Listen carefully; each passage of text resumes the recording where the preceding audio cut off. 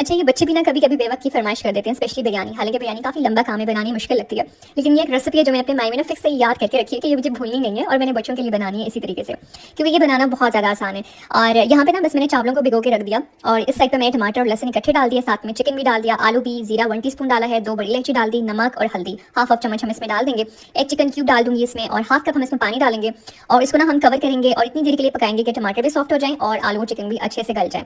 بس اتنی دیر کے لیے آپ نے اس کو پکانا ہے، پانی بہت زیادہ نہیں کر دینا، اور اس پہ پیاز بھی نہیں جاتا ہے. سب سے اچھی بات جو ہے اس بریانی کی، پیاز کی کٹنگ نہیں ہوگی، آپ کے آنسو نہیں نکلیں گے اور زیادہ دیر کے لیے بھنائیاں نہیں ہوں گی، خود ہی یہ جو ہے نا پکتا رہے گا.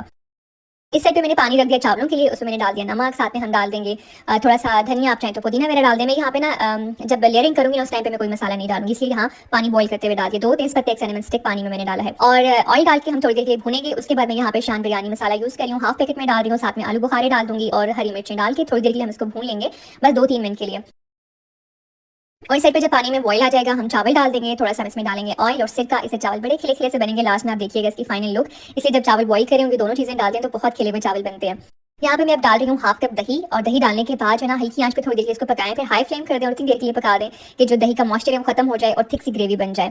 اور یہاں پہ اب چاول ہو گئے بوائل، اس کو ہم نچوڑ دیتے ہیں اور اسٹرینڈر میں نکال کے سائڈ پہ رکھ دیں گے. اور یہاں پہ جو بریانی کے لیے قورمہ ہے وہ تیار ہو گیا ہے. اب آپ نے دیکھا یہ کتنا ایزی سا کام تھا اور بنانا کتنا زیادہ آسان تھا، بہت زیادہ بنائیاں نہیں کرنی تھی، بس خود ہی سارا کوک ہو گیا. لاسٹ میں نے نا تھوڑا سا اس میں پودینہ بھی ڈالا، کیونکہ میں نے آپ کو بتایا میں یہاں لیئرنگ میں کچھ بھی نہیں ڈالی، تو اس لیے میں نے قورمہ میں ہی تھوڑا سا پودینہ ڈال دیا. اور سب سے پہلے ہم ڈال دیں گے چاول، اس کے بعد جو قورمہ ہم نے بنایا تھا وہ ڈالیں گے، اور دوبارہ سے چاول ڈالیں گے، اور اس کے اوپر ہم فوڈ کلر ڈال دیں گے. میرے پاس کیوڑا ایسنس ختم ہوا تھا، ورنہ وہ میں ہر حال میں لاسٹ میں ڈالتی ہوں.